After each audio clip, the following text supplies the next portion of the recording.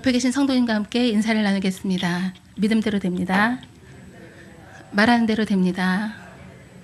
기도하는 대로 됩니다. 네, 아멘. 사랑하는 성도 여러분, 작년도 혹시 저희 교회 그 1년도 말씀표가 무엇인지 혹시 기억나시나요? 네, 그렇죠.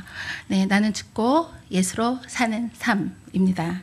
다 함께 다시 한번 해볼까요? 나는 죽고 예수로 사는 삶. 네, 그것이 작년도 저희 교회 말씀의 표였습니다. 저는 오늘 말씀을 준비하면서 이 표가 떠올랐습니다. 오늘 본문의 말씀을 참기름을 짜듯이 꽉 짠다면 나는 죽고 예수로 사는 삶이라는 말씀이 나올 것 같아요. 아멘? 네. 예수님과 연합해서 함께 십자가에 못 박히고 또한 예수님과 연합하여 함께 새 생명을 얻게 될 것을 상징하고 있는 게 뭘까요? 네, 예수님께 목사님께서 주시는 거죠. 성부와 성자와 성령의 이름으로 뭘 주신다 그러죠? 네, 그렇죠. 세례를 주신다 그러죠. 네, 바로 그것은 세례를 의미합니다. 그러면 2000년 전에 십자가에 못 박혀 죽으신 예수 그리스도가 오늘 내 마음에 믿어지도록 하시는 분은 누굴까요?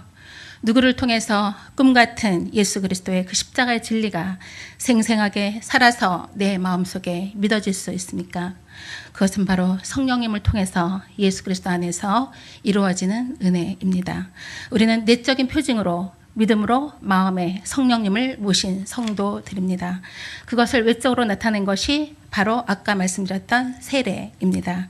우리는 세례를 받고 또 죄에 대해서 죽고 예수 그리스도와 함께 살아가고 있는 하나님의 자녀입니다.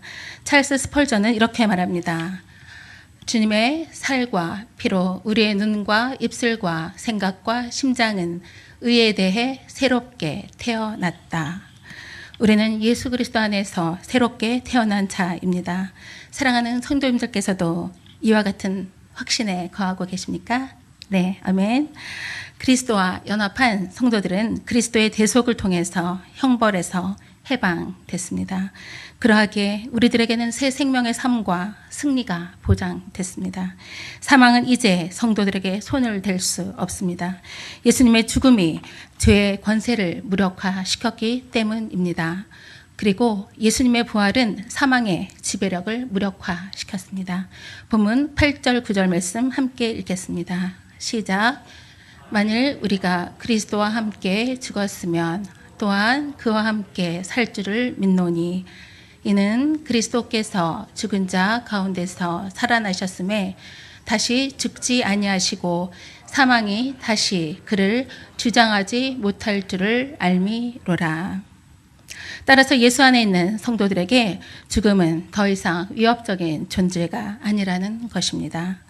구약시대 대제사장은 매년 한 번씩 대속죄일에 짐승의 피로 자기와 민족을 위해서 속죄하는 제사를 드렸습니다. 하지만 예수님은 자신의 피로 단번에 영원한 속죄를 이루셨습니다. 예수님께서 십자가 위에서 뭐라고 말씀하셨죠? 다 이루었다 라고 말씀하신 것은 구속의 사역이 완성되었음에 대한 선포였습니다. 예수 그리스도는 죄에 대해서는 죽으셨고 하나님께 대해서는 사셨습니다. 10절 말씀 함께 읽겠습니다. 시작.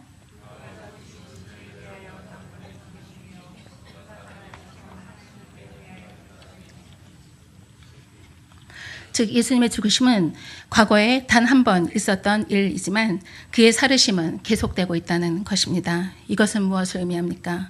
부활의 첫 열매 되신 예수님 안에서 그와 연합된 우리 역시 죄에 대해서는 죽은 자가 된 것입니다.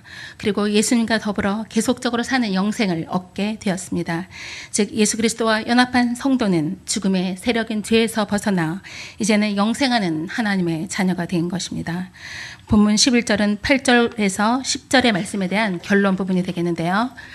즉 예수 그리스도의 죽으심과 살으심이 우리 성도들에게도 그대로 적용된다는 말씀입니다. 11절 말씀 함께 읽겠습니다. 시작. 이와 같이 너희도 너희 자신을 죄에 대하여는 죽은 자여 그리스도 예수 안에서 하나님께 대하여는 살아있는 자로 여길지어다. 아멘. 이 말씀은 명령문이에요. 해도 되고 안 해도 되는 게 아니라 그렇게 여겨라 라고 선포하고 있는 것입니다. 즉 이제 성도들은 우리 자신이 죄로부터는 완전히 회방되었고 하나님을 위하여 사는 자라는 것을 믿고 그 확신에 거하라는 것입니다.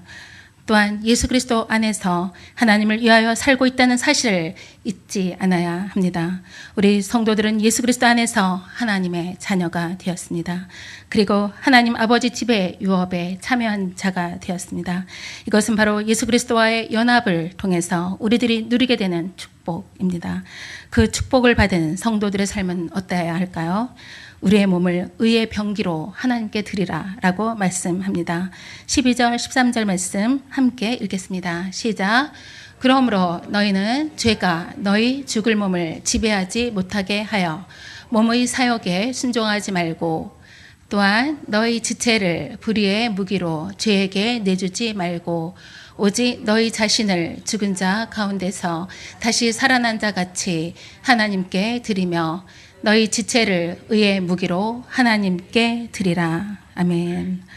이 말씀을 통해서 우리가 죄로부터 완전히 해방은 되었지만 여전히 죄를 지을 가능성을 안고 있다는 것입니다.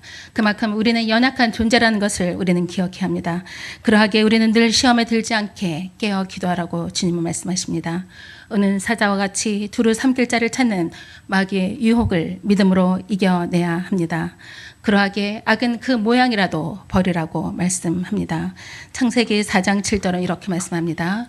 죄가 너를 원하나 너는 죄를 다스릴지니라. 한때 심하게 방탕하며 죄의 길로 행하던 어거스틴도 예수님을 영접하고 나서 이렇게 고백했습니다. 함께 읽겠습니다. 시작. 나는 이제 옛날의 내가 아닙니다. 옛사람이 죽고 나서야 비로소 옛 생활을 모두 청산할 수 있었습니다.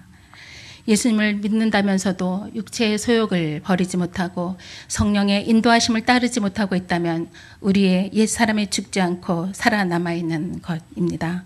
그리스도인은 누구와 함께 살아가는 삶일까요? 네, 예수님과 함께 사는 삶이죠.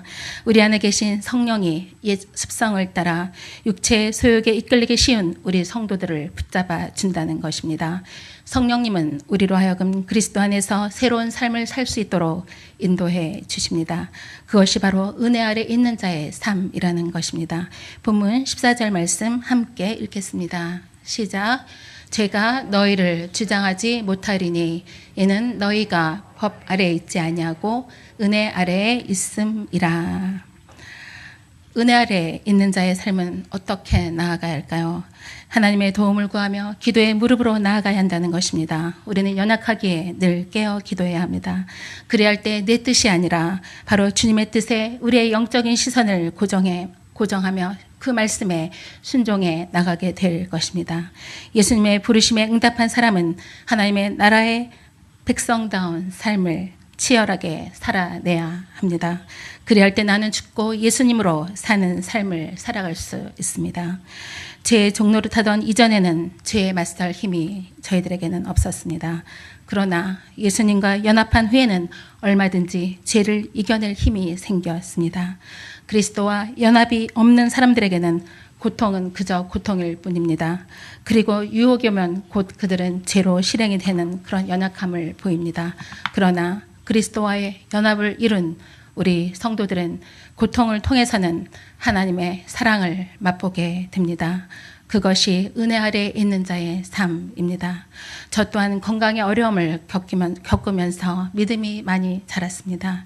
그 이후에 저의 삶은 제가 주인이 아니라 바로 주님이 나의 주인이 되는 삶으로 점차 바뀌게 되었습니다. 그때 변화된 저의 삶은 순간순간 기도하는 사람으로 변하였습니다. 하나님, 이럴 때는 어떻게 할까요? 하나님, 저럴 때는 어떻게 할까요? 늘 주님을 묵상했습니다. 그리고 사도 바울의 고백처럼 나의 나 된 것은 내가 아니라 하나님의 은혜입니다. 라고 순간순간 고백하는 삶으로 바뀌게 되었습니다. 그리고 일주일 내내 주일만을 기다렸습니다. 예배가 기다려지고 예배 시간을 사모했습니다.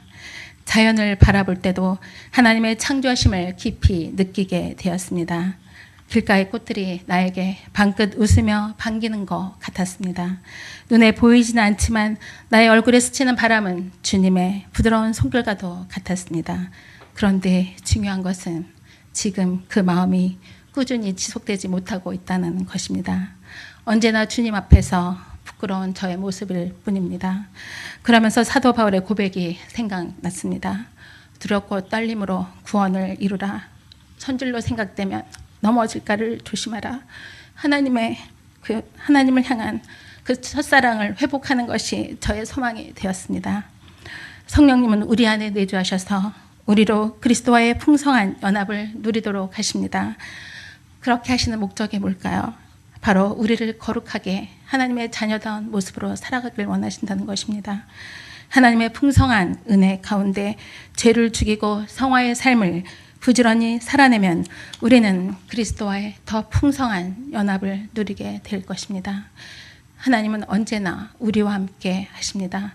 그러나 특별히 나와 함께 하신 하나님을 느낄 수 있는 은혜를 주신다는 것입니다. 하나님께서 나 자신을 붙들어 주시는 것을 경험케 하신다는 것입니다.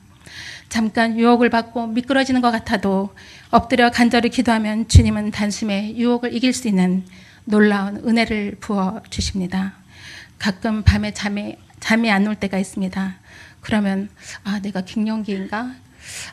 나에게 불면증이 오는 거 아닐까? 내가 전날 커피를 너무 많이 마셔서 잠이 안 올까? 이렇게 생각할 때가 있습니다. 그러면서 억지로 잠을 청할 때가 있습니다. 그런데 하루는 갑자기 이런 생각이 드는 거예요. 주님께서 성경 보라고 하시나 보다. 주님께서 기도하라고 하시나 보다. 주님께서 설교 준비하라고 하시나 보다. 네, 그런 생각으로 바뀌었어요. 이제는 잠이 안 오면 벌떡 일어나서 성경을 읽습니다. 네. 또한 하나님과 새벽에 주시는 새벽 2시에 일어나서 가끔 기도할 때가 있거든요. 그럼 새벽에 주시는 하나님의 크다는 것을 또 다시 한번 또 느낄 때가 있습니다. 이것이 성도들이 가지고 있는 믿음의 비밀입니다. 이러한 은총의 표징을 보여주시는 하나님의 은혜를 우리는 기억해야 합니다. 그러하기에 우리는 날마다 순간마다 함께 해주시는 하나님의 은혜를 기록하는 영적 일기를 썼으면 좋겠습니다. 영적 일기는 저희들에게 거룩한 기억과 힘과 도전을 줄 것입니다. 거룩한 기억은 우리의 마음을 기댈 언덕이 될 것입니다. 또한 하나님과 동행하는 복된 삶을 누리기 위해서는 우리가 성화의 삶으로 나아가야 한다는 것을 기억해야 합니다. 요한복음 15장 1절 2절은 이렇게 말씀합니다. 함께 읽겠습니다. 시작.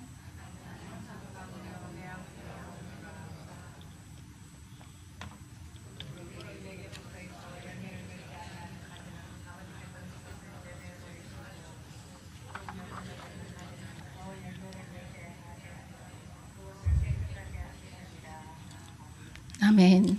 우리의 성화의 삶은 예수 그리스도 안에 있는 하늘의 자원을 풍부하게 공급받을 때 가능한 것입니다. 즉 성령의 도우심으로 가능하다는 것입니다. 그리할 때 우리는 하나님 앞에 의의 병기로 드릴 수 있는 힘과 능력이 생길 것입니다.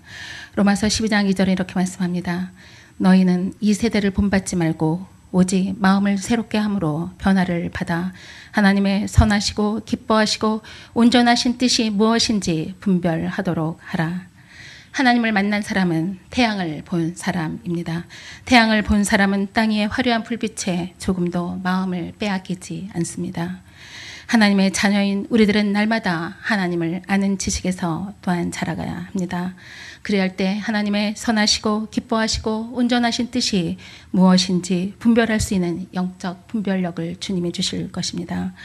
또한 그리스도의 장성한 분량이 충만한 데까지 이르기를 힘쓰는 성화의 삶을 이루어 나가야 합니다. 하나님의 기쁨이 되는 거룩한 삶을 추구하는 저와 사랑하는 성도님들의 삶이 되시기를 소망합니다. 아멘. 네, 갈라디아서 2장 20절 말씀을 가사로 한 복음성가가 있어요. 내가 그리스도와 함께 라는 찬양이 있는데요. 이 시간 함께 찬양하고 오늘 말씀을 마치려고 합니다. 네, 다 같이 찬양하시겠습니다.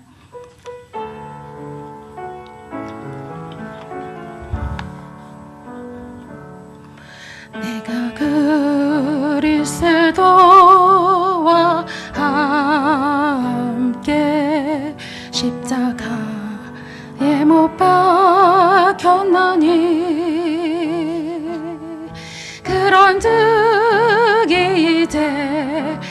내가 선 것 아니요 오직 내 안에 예수께서 사신 것이라. 이제 내가 육체 가운데